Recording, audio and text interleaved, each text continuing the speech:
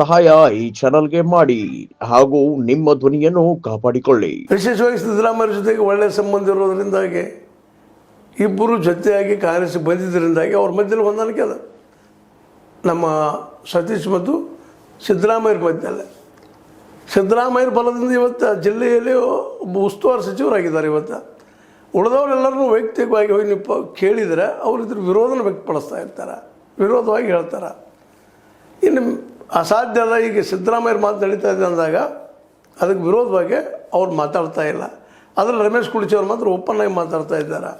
ಇವರು ಕಾರ್ಯಕರ್ತನ ಬೆಳೆಸ್ತಾ ಇಲ್ಲ, ಕಾಂಗ್ರೆಸ್ ಪಕ್ಷವನ್ನು ನಾಶ ಮಾಡ್ತಾ ಇದ್ದಾರೆ, ನೆಕ್ಸ್ಟ್ ಟೈಮ್ BJPನ ಆಗ್ತದೆ ಇಲ್ಲೆಲ್ಲ ಭಾಗದಲ್ಲೇ, ಮತ್ತು ಅಲ್ಪಸಂಖ್ಯಾತ ಆಗ್ತದೆ ಕಾಂಗ್ರೆಸ್ ಅನ್ನುವಂಥ ಮಾತು ಮಾತಾಡ್ತಾ ಇದ್ದಾರೆ. ಇದೆಲ್ಲ ಕೇಳಿದಾಗ ಇನ್ನೂ ಕೆಲವು ಈ ಅಲ್ಲಲ್ಲಿ ಹೋಗಿ ಮಾತಾಡಿಸಿದಾಗ ಬಂದು ಗಟ್ಟಿತನದ ಸುದ್ದಿಗಳು ಬಂದಿದ್ದೇನಪ್ಪ ಅಂದ್ರೆ ಈ ಸಲ BJP ಕಡೆ ಒಲವು ಹೆಚ್ಚದ ಅನ್ನುವಂಥ ಮಾತುಗಳು. ಅದರಲ್ಲೂ ಈ ಮುಖ್ಯವಾಗಿ ರಮೇಶ್ ಕತ್ತಿ ಅವ್ರ ಜೊತೆಗೆ ಮತ್ತು ಇವರ ಮಧ್ಯದಲ್ಲಿ ಏನು ಒಂದು ತಿಕ್ಕಾಟ ಬಂತು.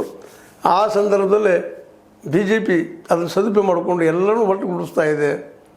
BJP ಶಾಸಕರನ್ನಷ್ಟೇ ಅಲ್ಲ, ಬೇರೆ ಬೇರೆ ಕ್ಷೇತ್ರದಲ್ಲೂ ಸಹ BJP ಸಂಬಂಧಿಸಿದಂಗೆ ಅನೇಕ ಕಾರ್ಯಗಳನ್ನು ಅನೇಕ ಕಾರ್ಯಕರ್ತರನ್ನು ಗುರುತಿಸ್ಕೊಳ್ತಾ ಇದೆ ಅಂತ. ಅದರಲ್ಲೂ BL ಸಂತೋಷ್ ಅವರು ಬಂದು ಓಪನ್ ಆಗಿ ಸತೀಶ್ ಅವರ ಸ್ಮಶಾನದ ಒಂದು ಏನವರು ಕಾರ್ಯಕ್ರಮದ ಅದನ್ನು ವಿರೋಧ ಮಾಡಿ ಹೋಗಿದ್ದಾರೆ. ಅದೇ ಕಾಲಕ್ಕೆ ಕರೇರಿ ಶ್ರೀ ಅವರು ಸಹಿತ ಗೊತ್ತದೆ ನಿಮಗೆ, ಅವರು ಬಂದು ಮಾತಾಡಿ ಹೋಗಿದ್ದಾರೆ, ಮಾತಾಡ್ತಾ ಇರ್ತಾರೆ ಮೇಲೆ. ಅಂದ್ರೆ BJP ತನ್ನೊಳಗೆ ತಾನು ಸಂಘಟನೆ ಹೆಚ್ಚು ಮಾಡ್ಕೊಳ್ತಾ ಇದೆ. ಆದರೆ ಅದೇ ಕಾಲಕ್ಕೆ ಕಾಂಗ್ರೆಸ್ ಸಂಘಟನೆ ಆಗ್ತಾ ಇಲ್ಲ ಅನ್ನೋದು ರಮೇಶ್ ಕುಡಿಚಿ ಅವರ ಸ್ಪಷ್ಟ ಅಭಿಪ್ರಾಯ, ಅವ್ರ ಜೊತೆಗಾರದ್ದು ಸಹಿತ.